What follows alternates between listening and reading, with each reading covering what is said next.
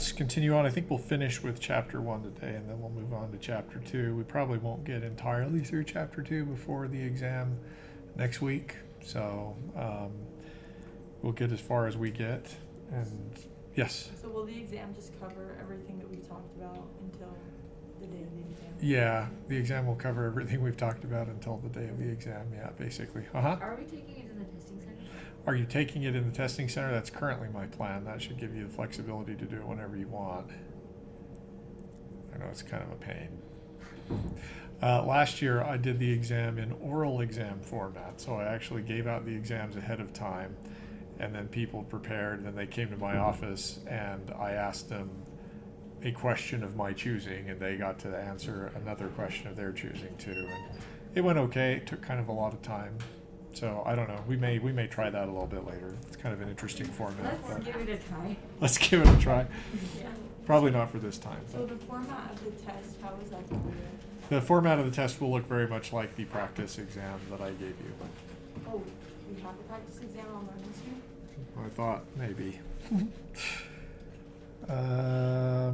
We very well could. I might have missed it. There should be one on Learning Suite. If there's not, I'll check it after class. Okay, perfect. Yep. That was actually last year's oral exam, so you get an idea of what. I would do it exactly the same way, only you would just write your answers. Okay, so we're going to finish up today talking about how to use group orbitals to deal with some interesting challenges with structures of molecules in organic chemistry. I think the first thing I want to point out, which I don't think we need to spend too much time on, is that because of the symmetry of these orbitals, particularly for the bent CH2, notice that we have one or of those group orbitals, the 2py, that's orthogonal to all of the others, so that we can consider the orbitals that are made by the 2py independent of any of the others. And you'll notice that we did that last time when we talked about ethylene. Notice that we got these two, HOMO and LUMO, from only the 2py. And similarly with formaldehyde, you'll notice that the 2py orbital only ends up being involved in the pi bond and in the LUMO. So that's one of the neat ideas in organic chemistry, that you can often deal with pi bonds independent of the sigma bonds. Sometimes people call that the sigma framework. So as an example, if you think about the allyl, what's my problem here? I don't know. I'm trying to figure that out for a long time. Here is, let's say, the allyl cation. If we want to understand what's going on with the pi system, we can ignore the sigma bonds. We don't have to sort of worry about that group orbital picture, and we can just think about how to combine the three 2py orbitals that are coming out at you on the allyl carbocation. Now, we've before only mixed two group orbitals together to get two new molecular orbitals out, but there's no reason we can't mix three or any arbitrary number of group orbitals together to get molecular orbitals. And how you do that depends, how you mix these three together depends on the shape of the molecule and the symmetry that you've got.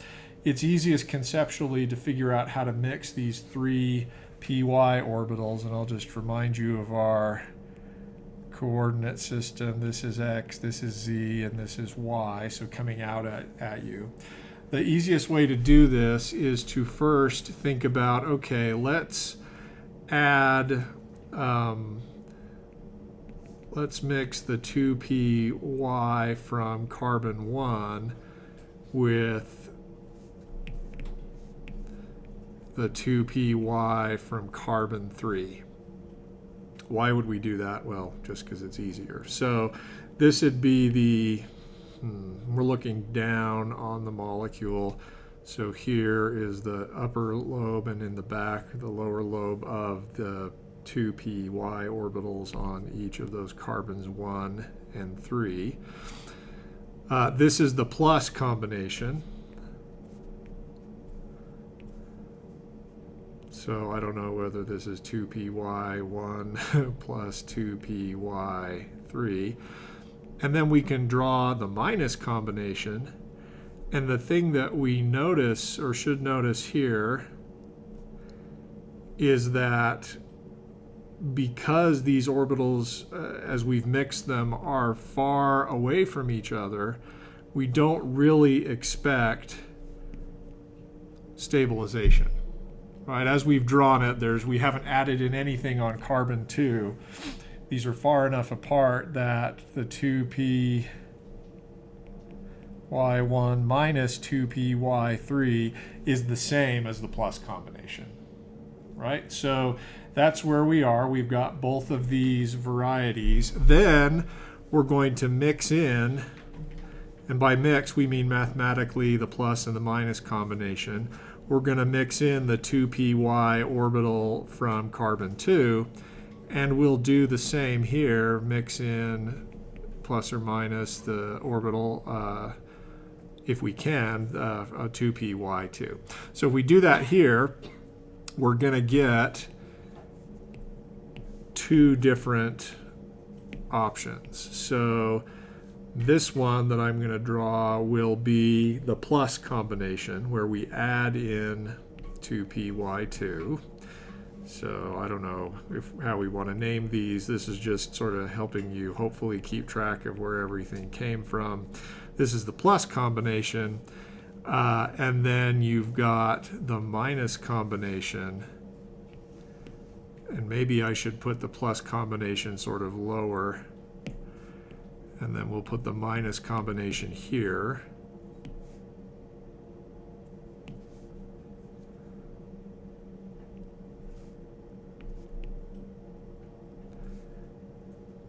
And now they're no longer equal in energy.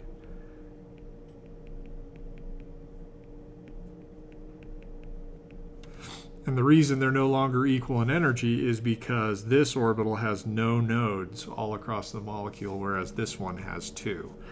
And I'll just point out, when we draw the molecular orbital this way, what we mean to communicate is not that there are three different p orbitals on those atoms, but that this orbital extends over the whole molecule. There's a lobe of one wave function sign on the top, and then in the back below the page there's another lobe of the opposite wave function sign. It's easier to draw it like this, and this way you can see where we've gotten this orbital from, that we've added all of the p orbitals together in phase. Well, what about this one? On carbon 2, it just so happens that carbon 2 coincides with a place where wave function equals 0. Right? That's a node. So it doesn't matter whether we add in or subtract out the 2py orbital on carbon 2. It can't be on carbon 2. In this combination, there can be no orbital, no electron density on carbon 2. Yeah? Why wouldn't it be like that for the first one? Because for the first one, this is not a node. Yeah, see, for the first one, the phase is the same between 1 and 3. So you can mix in something on 2 either way. But because of this minus combination, the node lies along carbon 2. There's nothing we can do. And actually, we'll just put the big X through that, because we can't do it because carbon 2 coincides with a node. And so that our third orbital looks just like this, and is still just the minus combination, because whether we add or subtract 2py there for carbon 2 doesn't make any difference. So now we've got three orbitals, and these are their relative energy levels. Sometimes, because we're tired of writing all of this stuff, we'll call this pi1, pi2, and pi3. And if we were to make, Joshua, sorry, I got confused. I thought I was somewhere else, which I'm clearly, okay, this was pi1. I wanted to move this to be sort of in between the two.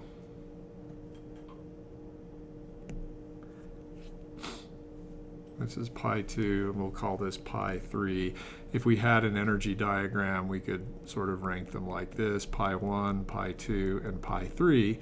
Now, depending on how many electrons you have available in the pi system, you can fill up the available orbitals. In this cation, we have 2.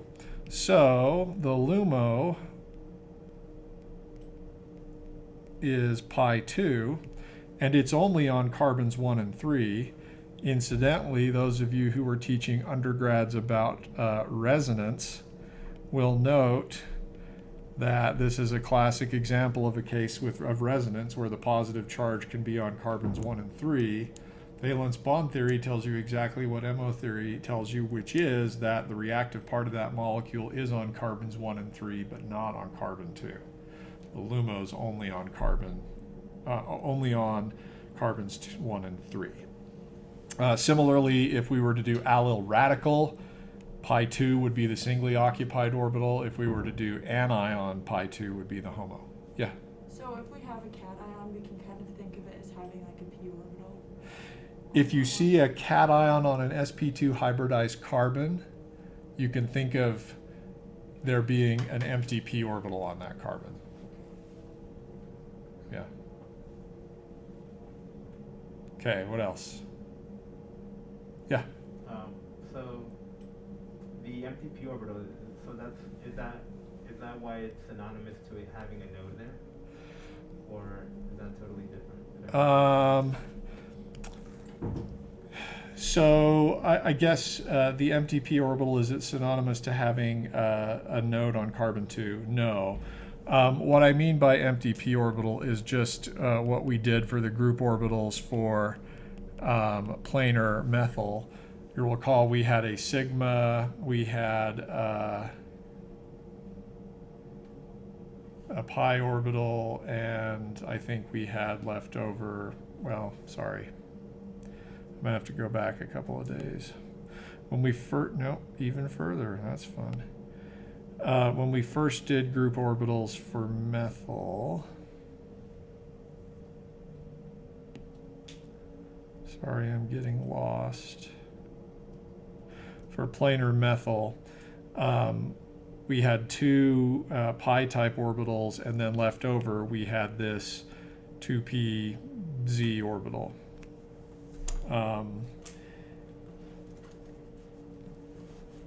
And in the case of methyl cation, which only has 6 valence electrons, that 2pz orbital would be empty.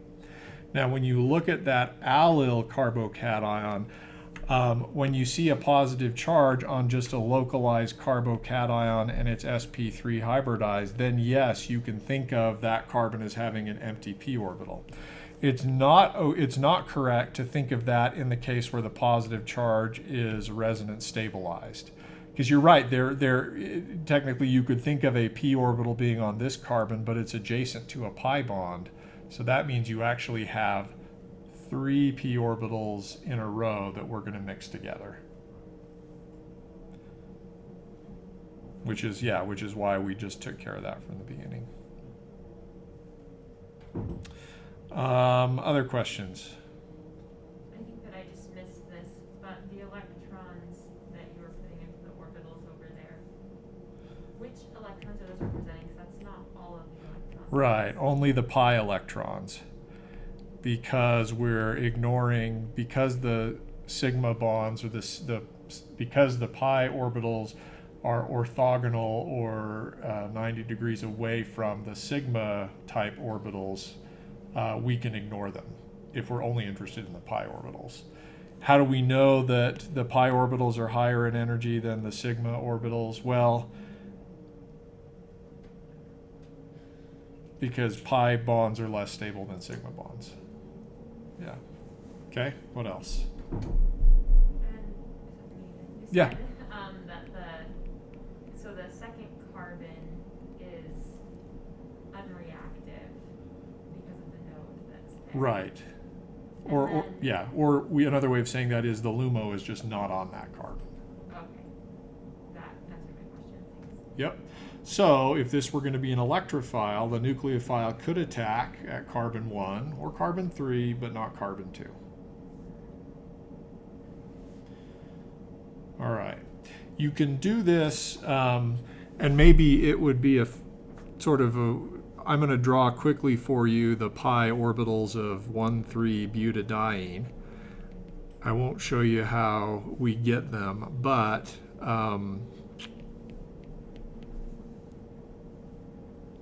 they look like this. I'm going to have to draw a lot of p orbitals.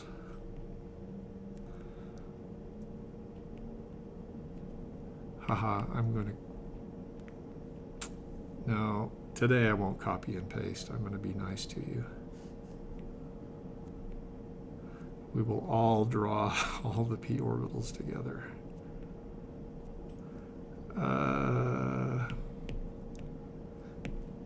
And again, the way I'm drawing these pi orbitals is only meant to communicate which p orbitals we add together to make the pi system and in what combination, plus or minus. So the lowest energy one, as you might imagine, is all in phase. The next, or all with the same wave function sign. The next one only has one node and looks like this. The next one has two nodes and looks like this. And then the last one has three nodes. And because we like to color, we're going to waste precious lecture time filling in yellow instead of just moving on. I've tried and tried to resist the temptation, but what are you going to do? All right, so these are our pi orbitals. We could call them pi 1, pi 2, pi 3, and pi 4. Go ahead and count the nodes and convince yourself you've got 0, 1, 2, and 3 nodes. We could say what their energies are, but we'll just sort of space them out like that. In 1,3-butadiene, we have 4 electrons in the conjugated or adjacent to each other pi bonds. So HOMO is here, LUMO is there, and at some point, if you haven't already reasoned through it, understanding this will help you understand how the Diels-Alder reaction works. But what I want you to do later on is figure out if you can use the orbitals, the pi orbitals. I think in our diagram of ethylene, I think we called it a 2py plus 2py and the 2py minus 2py combination, but use those orbitals from ethylene to make these ones and see if you can get those answers. The first one is easy, right? Side by side 2py plus 2py with another side by side 2py plus 2py. So see if you can do that. That's kind of fun. Okay. Other questions? All right. Let's talk about cyclopropane. This one's kind of fun. I keep saying that. Kind of, which here means not much, but there are some insights to be obtained. So cyclopropane, by definition, is this lovely equilateral triangle. And one of the troubling things about cyclopropane is that if you want to stick with valence bond theory, you got a problem with bond angles. By virtue of the fact that this is an equilateral triangle, the internal angles, bond cyclo, how do you spell propane? Okay, propane. Spelling on the fly is not my strong suit. So these internal bond angles all have to be 60 degrees. Nevertheless, you would be, because each of these carbons is surrounded by 4 groups, you would want to call them sp3 hybridized, but the most favorable bond angle for sp3 hybridization is 109.5 or something like that. So these are clearly not tetrahedral carbons.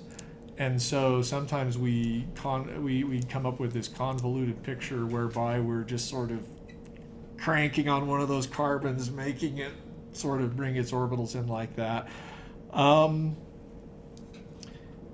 And thinking of these as being sort of mostly sigma bonds. Nevertheless, cyclopropanes have interesting reactivity, and in some contexts, it looks like there's maybe some pi bond character to cyclopropane, and we'll talk about that later.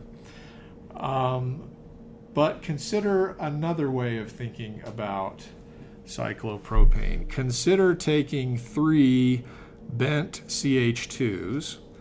So here's, and we're sort of looking at it on its edge. So there's one bent CH2. Here's another bent CH2. And here's another bent CH2. Lining them up like that. And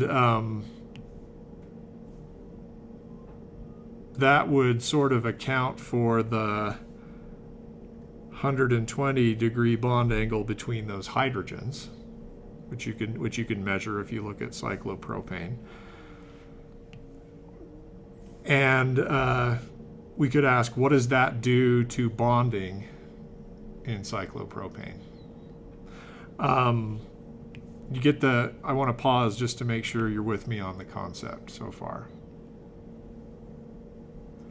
So we're not dealing with hybridization. We're just going to deal with the group orbitals, because hybridization is a valence bond theory concept. We're going to do this in an MO sense, and we're only going to use the group orbitals for bent CH2. And these are the ones that we have. But this is the alphabet of orbitals that we're going to be able to use. Only we've changed our perspective a little bit. When we drew the group orbitals this way, x-axis was up, z was to the left, and y was coming out at us. Now we've sort of, now we're sort of looking down. Why can't we write? Now we're kind of looking down the x-axis. So it's like we've tipped each of these up on their edge. So let's think about the combinations we could get if we combined 3 of these sigma CH2s together. And for the sake of our discussion, I'm going to draw, where possible, the sigma CH2 orbital kind of like this. Even though it comes from a 2s on carbon and 2 1s orbitals on hydrogen, you get a continuous lobe of electron density that envelops that. Okay, so kind of like we did with allyl carbocation, we're going to mix 3 orbitals together. We could get these 3 sigma orbitals. We could have the all plus combination. I'm not going to write the CH2 3 times. What would that look like? Well, you'd have 3 of these lobes approaching each other.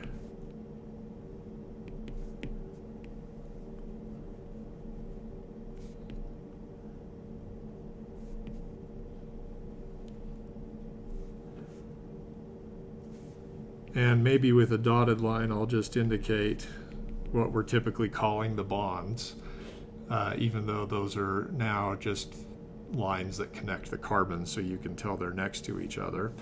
What would this look like if we drew this molecule in Spartan and then sort of asked what this lowest energy orbital would be like? Well, I don't know why I'm erasing stuff. Probably now we have one continuous lobe of electron density that envelops the whole molecule, all with the same wave function sign, and I'm going to need a bigger paintbrush to do that. Okay, so let's go ahead over to Spartan and see what we can see if we make cyclopropane. There's a chance that it won't have cyclopropane in the database, and then we'll just have to be sad. Ah, good. All right, so see how we can sort of think of this as 3 bent CH2s just sort of pointing together. Look at the MOs. The lowest energy one is just like overlapping all of those sigma CH2s in phase. Now, you have to deal with the minus combinations, and I don't necessarily think it's worth our time to do all of those. So what I will do is just walk you through some of them. This orbital we get by having the bent CH2, the sigma CH2 here and the sigma CH2 here be with the same wave function sign. And then the third one is opposite. That's one of the minus combinations. And then the other minus combination looks like this. If you have this one be opposite to this one, then there's a node right in the middle and there's no density on that one. Both of those orbitals have one node, and so they're degenerate. Next, you have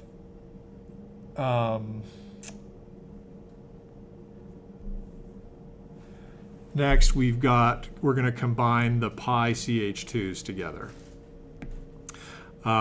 So I will do one of those, and then we can discuss the other couple.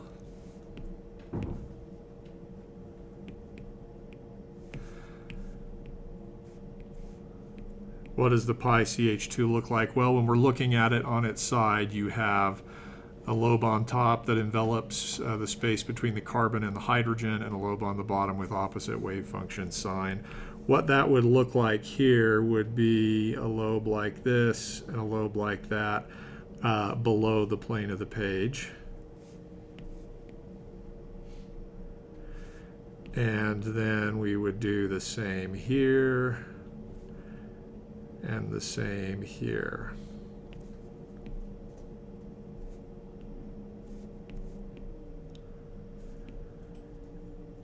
And if we looked at this and asked sort of how does that actually look, we would see something like this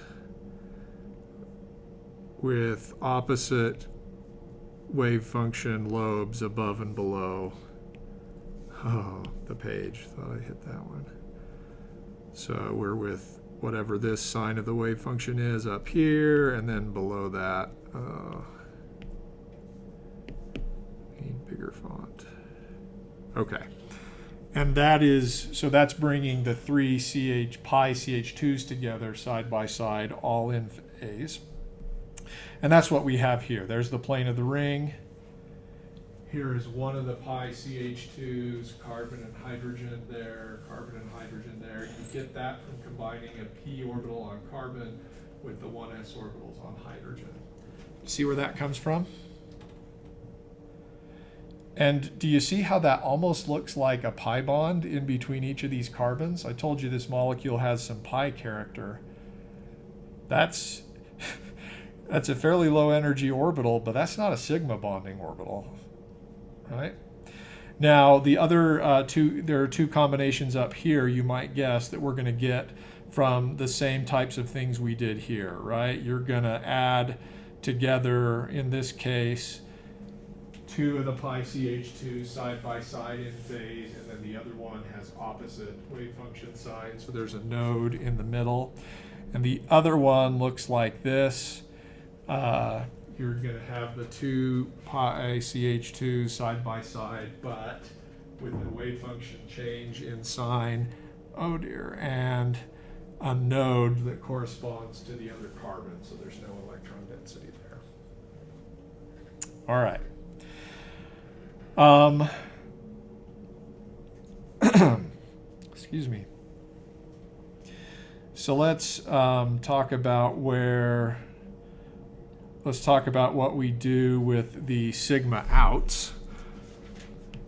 So here is a sigma out orbital. If we're looking down at it from above and sort of combining them together, what would we expect to get? And this would be the all plus combination. Well, the sigma out looks something like this. There's a lobe on this side of the carbon, and then there's another lobe in the middle. A lobe on this side that envelops the hydrogens, and then a lobe in the middle. A lobe on this side that envelops the hydrogens, and then a lobe in the middle. The cool thing here, the cool thing here is that the sigma outs are pointed in exactly the right direction if you wanted them to overlap without any worry about sort of having to bend orbitals. They're pointed right to the middle of that ring where they can overlap with each other. And indeed, so this would be the combination of sigma out plus sigma out plus sigma out. I guess I'll annotate this. This is pi CH2 plus pi CH2 plus pi CH2. All right? And indeed, if we go to Spartan, that's what we see. Here's the lobe that envelops the two hydrogens on the backside of carbon, and here's the part that points to the middle of the ring, and that's happening on all of these. So for those of you playing along at home that enjoy Star Wars and the animated series Rebels, where Grand Admiral Thrawn develops a new variant of the TIE fighter called the TIE Defender, and it has 3 wings. It kind of looks like that. So we're nerding out here, sorry. Okay, there are a couple of out of phase combinations of the sigma out orbitals, but they're high enough in energy that we can not worry about them.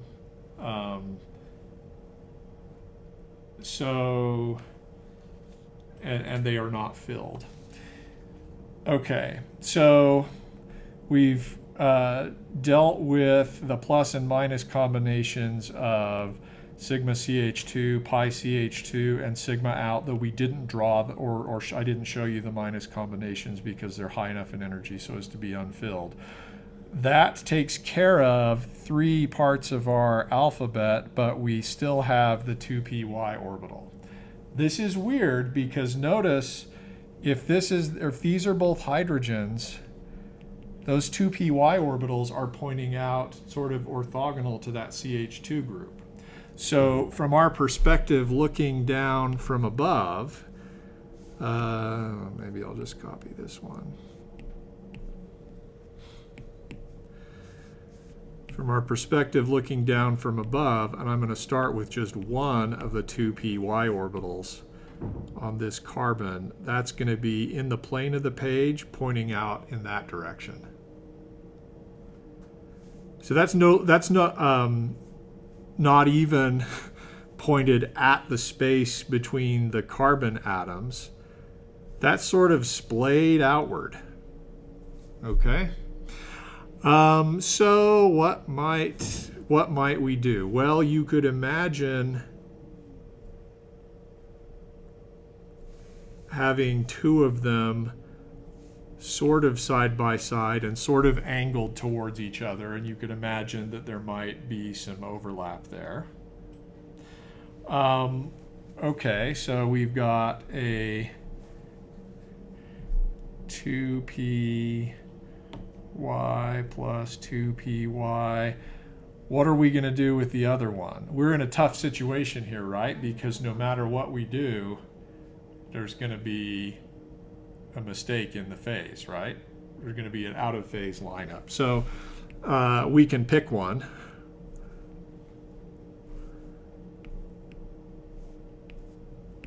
Oops. Okay. So if we sort of look at this carefully, what do we see? Well, if we were to draw what this looks like,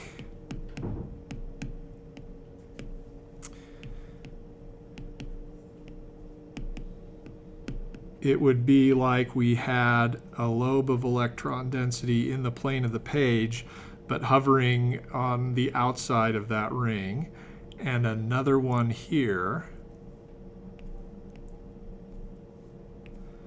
And they would have opposite wave function sign. And then here we're going to have two other lobes that are also opposite in sign with respect to each other, so that we have a node going through that way. And we also have a node here along those two carbons.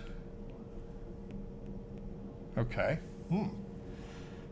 So that would tell you that in cyclopropane, though we've drawn it as this triangle, there's some serious electron density out here.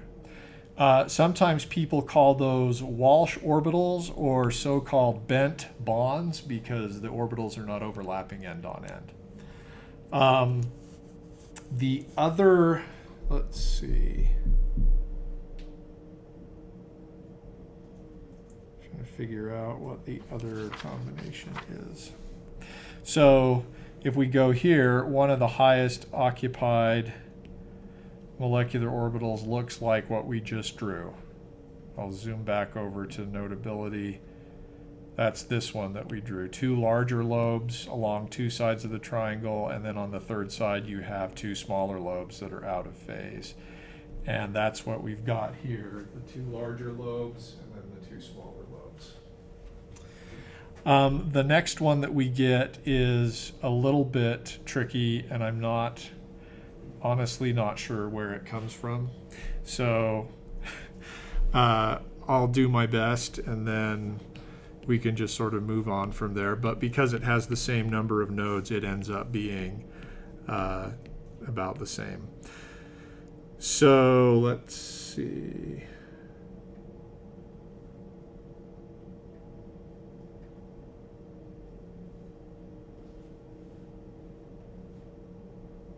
I actually think, since I don't understand it, that I won't even worry about it. Okay? So sorry about that. You get this other combination from considering, basically we're in a situation where it doesn't matter whether we add or subtract the next one. And you get the third orbital. What it looks like to me is almost like you've combined two py orbitals on these two carbons with maybe a sigma out orbital there, and I don't know why. So I am sorry and confused. In any case, this particular orbital, which is one of the highest occupied molecular orbitals in cyclopropane, explains the unusual stability of cyclopropyl carbocation. So if you'll allow me, I'm going to take this and we'll put it here and we'll spin it around. I realize that does bad things for our carbons. I'm going to draw here the Lewis structure of the cyclopropyl carbocation. And to facilitate this discussion, we're going to talk a little bit about carbocation stability. Cyclopropyl carbinyl carbocation involves a methyl group or a CH2 group that you've added adjacent to the cyclopropane ring. Notice this is a primary carbon. Normally you wouldn't draw primary carbocations. You'd think they're too unstable to be reasonable intermediates. We're going to learn in chapter 2 that one way of assessing carbocation stability is through something called hydride ion affinity, which is a gas phase measurement. It's measured in kcals per mole, and it tells you how much a carbocation wants a hydride. The more unstable the carbocation is, the more unstable the carbocation is, the more it wants the hydride, the higher the hydride affinity. So just to sort of keep things in perspective, if you take a molecule that looks like it's related and put the positive charge here. Same thing as this, only we don't have a bond there. That hydride ion affinity is 265 kcals per mole. In contrast, the cyclopropyl carbinyl carbocation has a hydride affinity of 249 kcals per mole. So that's a fairly substantial difference. And again, just to put that in context, if you had a primary carbocation that, the hydride affinity is 273. If you bring resonance into the picture, it goes down to 256, right? So I'm not really great at arithmetic, but the resonance effect here, 14, 17 kcals per mole, and it's like 16 here, right? Sort of, ish. Yeah. So it's almost as though, in terms of hydride affinities, this cyclopropyl carbinyl carbocation looks like it's resonance stabilized. Now, what the heck is going on there? If you don't have the MO picture, you can understand it, but it becomes difficult. If you do have the MO picture, suddenly it becomes quite simple. So what I'm going to do to generate this is I'm simply going to replace one of these hydrogens with a CH2 group, and it's going to be a bent CH2 group. This is sort of hard to represent, but a hydrogen will be coming out at me here and going back into the plane of the page. And one of the orbitals on that bent CH2 group is the 2py orbital.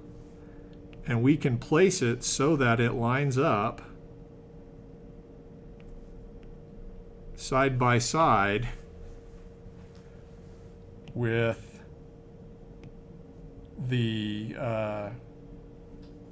with one of our 2py plus 2py plus 2py orbitals from cyclopropane. What that means is, and I should point out that in cyclopropane, this orbital is filled. All right, so we're just going to call this, we need a name for it that isn't challenging to write. We'll call this maybe pi1, as we've drawn it. Pi1, if you looked at Spartan, it's one of the two HOMO orbitals, so that means it's filled. Got 2 electrons in there. So what we've drawn here is the combination of pi1 from cyclopropane with the 2py from that CH2 group, and that combination will be filled. And that's stabilizing, right? When you mix 2 orbitals together, you get a filled combination and an empty combination. The minus combination of these two, which would be an empty orbital, would simply have the p orbital on the carbon out of phase. And this turns out, and it would be, now you'd be, the combination of 2py minus the pi1, that's going to be an empty orbital.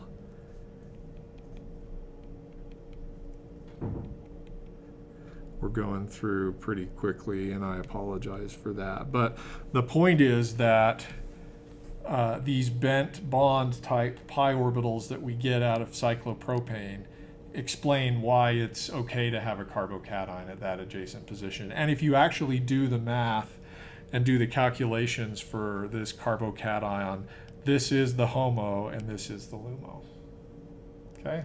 Now, questions you want to ask about that?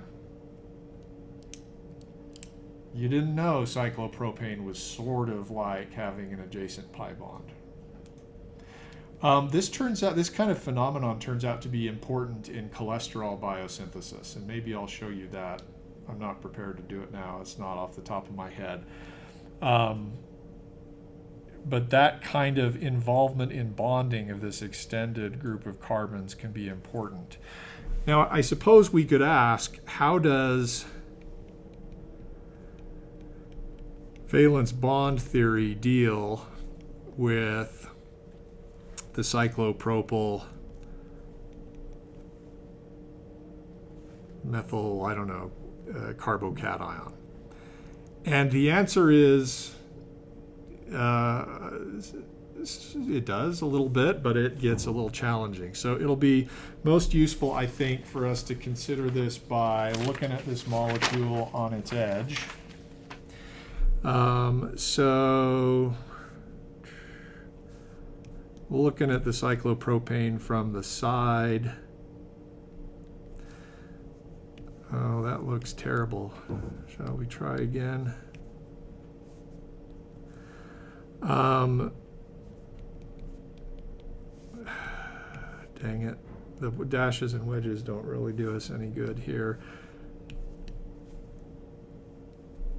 All right, this one's going up, this one's going down. Back here you have one going up versus down.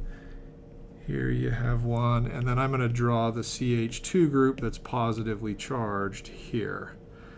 And simply put the positive charge there.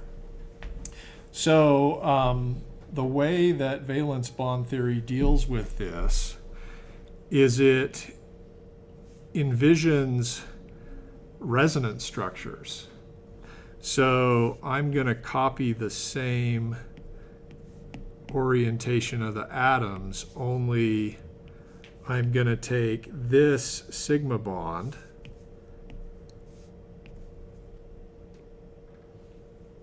and I'm going to have it bond with that carbon. Everything's in the same place. I'm just saying that.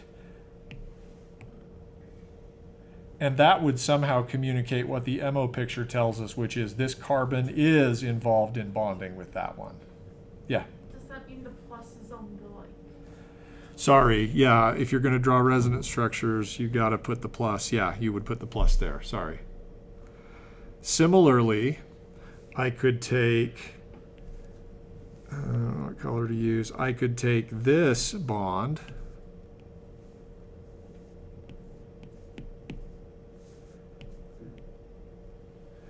and instead of putting it there, I didn't like that either. I could put it here, and then the positive charge would again be here. Yeah. This reminds me of when we were doing organic chemistry, like there would be some reactions when we were dealing with like cyclic structures, and if it was like cyclopropane or cyclobutane, and when we were doing reactions and we had like a carbocation, then we could increase the number of carbons in Ring the cyclic expansion. structure, so that we said that because that is going to be more stable and for it that way. Yeah, so you could imagine then if you had this positive charge next to this ring, you could imagine reactions in which you just move this bond over. Now you got a 4-membered ring, and then maybe a nucleophile comes in there. And these kinds of reactions are known. What people will sometimes do, and I'll show you another, dang, it's taking too much. I just keep talking and talking and talking, and then we can't. We can do a third resonance structure where we make a pi bond here and put a positive charge here. So what sometimes people will do for cyclopropane, I'll draw it now from this perspective, and this gets horrible. They will draw the hybrid structure this way. Dot, dot, dot, dot, dot, dot, dot, dot, dot, dot. Guess what else we're going to do?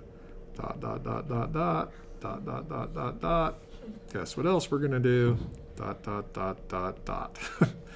with potential positive charge here, here, here, and there. This kind of carbocation is called a non-classical carbocation in valence bond theory because you have a single carbon that looks like it's bonded to 1, 2, 3, 4, 5 things. Texas carbon, y'all. Okay, so we'll leave you with that painful and strangeness. I guess we're still not done with chapter 1. I really meant to finish with it soon because that means there's other stuff we won't get to, but I'm having too much fun. So we'll stop there and we'll pick it up on Friday.